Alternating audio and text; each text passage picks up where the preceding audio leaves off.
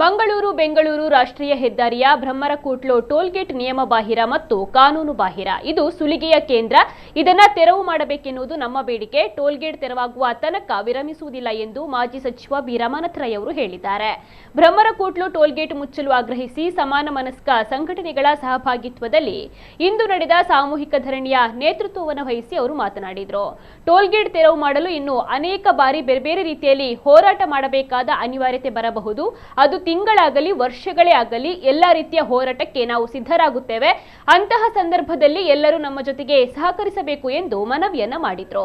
Toll gate ವಿರೋಧಿ ಹೋರಾಟ ಸಮಿತಿಯ ಪ್ರಮುಖ ಮುನೀರ್ ಕಾಟಿಪಳ ಅವರು ಮಾತನಾಡಿ 23 ವರ್ಷಗಳಿಂದ ಟೋಲ್ ಶುಲ್ಕ ಸಂಗ್ರಹಿಸುತ್ತಿದ್ದರೂ ಕೂಡ ಇನ್ನೂ ಯೋಜನೆಗೆ ಹಾಕಿದ ಹಣ ಬಂದಿಲ್ಲ ಅಂದ್ರೆ ಏನರ್ಥ?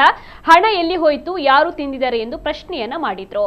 ರಾಷ್ಟ್ರೀಯ ಹೆದ್ದಾರಿ ಪ್ರಾಧಿಕಾರಕ್ಕೆ ಕನಿಷ್ಠ ಜನರ ಅಹವಾಲುಗಳನ್ನು ಸ್ವೀಕರಿಸುವ ಸೌಜನ್ಯ ಕೂಡ ಇಲ್ಲ ಎಂದು ಆರೋಪಿಸಿದ್ರು. ಹೋರಾಟ ಸಮಿತಿಯ ಪ್ರಮುಖರು, ಕಾಂಗ್ರೆಸ್, ಎಸ್ಡಿಪಿಐ, ಜೆಡಿಎಸ್ ಮತ್ತು ಕಮ್ಯುನಿಸ್ಟ್ ಪಕ್ಷಗಳ ಪ್ರಮುಖರು, ವಿವಿಧ ಸಂಘಟನೆಗಳ ಪ್ರಮುಖರು ಧರಣಿಯಲ್ಲಿ ಭಾಗವಹಿಸಿದರು. ಸುಳ್ಯ ಟೋಲ್ಗೇಟ್ ಹಾಕುವಾಗ ಹೇಳಿದ್ರು ಸರ್ಕಲ್ನಲ್ಲಿ ಯಜಮಾಡಿಯಲ್ಲಿ ಟೋಲ್ಗೇಟ್ ಹಾಕಿದಾಗ ಇದನ್ನು ತೆಗಿತೀವಿ ಅಂತ. ಆಮೇಲೆ ಎರಡನ್ನು ಮುಂದುವರಿಸಿದ್ವಿ. ಅಂತರದ ನಿಯಮದ ಬಗ್ಗೆ ಮಾತಾಡಿದ್ರು. ಅದು ಇಲ್ಲ, ನಮ್ಮಲ್ಲಿ ಸಬ್ಕಾಸ್ ಇದೆ, ಬೇರೆ ಬೇರೆ ಸ್ಟ್ರಕ್ಚರು, ಬೇರೆ ಬೇರೆ ಇದೆಲ್ಲ ಇದ್ರೆ ಹೆದ್ದಾರಿ ಆದ್ರೆ ಹಾಕ್ಬಹುದು ಅಂತ ಏನೋ ನೆಪಗಳನ್ನ ಹೇಳಿದ್ರು. ನಾವು ಹಠ ಬಿಡ್ಲಿಲ್ಲ. ಯಾವುದೇ ಕಾರಣಕ್ಕೂ ನಿಮ್ಮ ಈ ನೆಪಗಳನ್ನ ಒಪ್ಲಿಕ್ಕೆ ಸಾಧ್ಯ ಆಗಲ್ಲ ಅಂತ ಹೇಳಿದ್ಮೇಲೆ ಕೊನೆಗೂ ಅದನ್ನು ನಾವು ಗೆಲ್ಲಿಕ್ಕೆ ಸಾಧ್ಯ ಆಯ್ತು.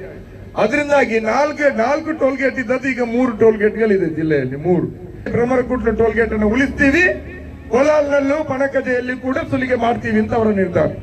ಇವತ್ತು ಈ ಹೋರಾಟ ಆರಂಭ ಆಗಿದೆ. ನಾನು ಆರಂಭದಲ್ಲೇ ಜಿಲ್ಲೆಯ ಜನಪ್ರತಿನಿಧಿಗಳ ಹತ್ರ ಒಂದು ವಿನಂತಿಯನ್ನ ಮಾಡ್ತೀನಿ. ನಮ್ಮ ಜಿಲ್ಲೆಯ ಜನರ ನೆನಪಿನಲ್ಲಿ ಒಂದು ಹೆದ್ದಾರಿ ಪ್ರಾಧಿಕಾರ ಅಹವಾಲು ಸಭೆ ಕರೆದಿರುವಂತಹ ಒಂದು ನೆನಪೇ ಇಲ್ಲ. ರಾಷ್ಟ್ರೀಯ ಹೆದ್ದಾರಿ ಪ್ರಾಧಿಕಾರ ಜಿಲ್ಲೆಯಲ್ಲಿ ಕಳೆದ 20 ವರ್ಷಗಳಿಂದ ಹೆದ್ದಾರಿಗಳ ಅಭಿವೃದ್ಧಿ ನಡೀತಾ ಇದೆ. 20 ಅಲ್ಲ, ಒಂದು 30 ವರ್ಷ ಆಯ್ತು. ಈ ಟೋಲ್ಗೇಟ್ಗೆ ಒಂದು 23 ವರ್ಷ ಆಯ್ತು. ಅಲ್ಲಿಂದ ಇಲ್ಲಿಯವರೆಗೆ ಒಂದು ಅಹವಾಲು ಸಭೆಯನ್ನ ಹೆದ್ದಾರಿ ಪ್ರಾಧಿಕಾರ ನಡೆಸಿದೆ.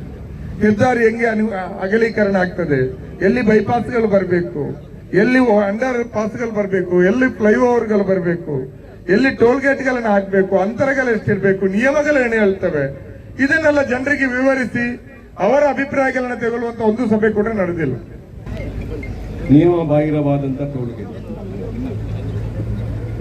ಕಾನೂನು ಬಾಹಿರವಾದಂತ ಟೋಲ್ಗೇಟ್, ಇದು ಸುಲಿಗೆ ಕೇಂದ್ರವಾಗಿರ್ತಕ್ಕಂಥ ಟೋಲ್ಗೇಟ್ ಹೇಳುವುದಕ್ಕೆ ಎಲ್ಲರ ಸಹಮತ ಇದೆ ಅಂತ ನಾನು ಈಗಾಗಲೇ ನಿಮಗೆ ತಿಳಿಸಿದ ಪ್ರಕಾರ ತಲಪಾಡಿ ಟೋಲ್ಗೇಟ್ ಇರ್ಬೋದು, ಬೇರೆ ಬೇರೆ ಟೋಲ್ಗೇಟ್ಗಳು ಇರ್ಬೋದು, ಹೊಸತಾಗಿ ನಿರ್ಮಾಣ ಆಗ್ತಕ್ಕಂಥ ಟೋಲ್ಗೇಟ್ಗಳು, ಅದು ಕೂಡ ಬರ್ತಕ್ಕಂಥ ಸಂದರ್ಭದಲ್ಲಿ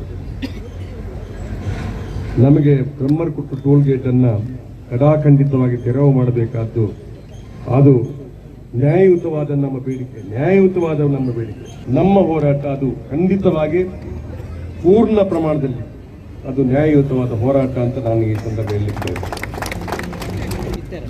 ನಮ್ಮ ಬೇಡಿಕೆ ಅದು ನಮಗೆ ಈ ಒಂದು ಟೋಲ್ ತೆರವು ಆಗುವ ಪ್ರಯತ್ನದಲ್ಲಿ ನಾವು ಇನ್ನೂ ಹೋರಾಟವನ್ನು ಮಾಡತಕ್ಕಂಥ ಸಂದರ್ಭ ಬರಬಹುದು. ನಾವು ತಿಂಗಳಾಗ್ಲಿ ವರ್ಷಗಳಾಗ್ಲಿ ಆ ನಿರಂತರವಾದ ಹೋರಾಟಕ್ಕೆ ನಾವು ಅಣಿಯಾಗ್ತೀವಿ.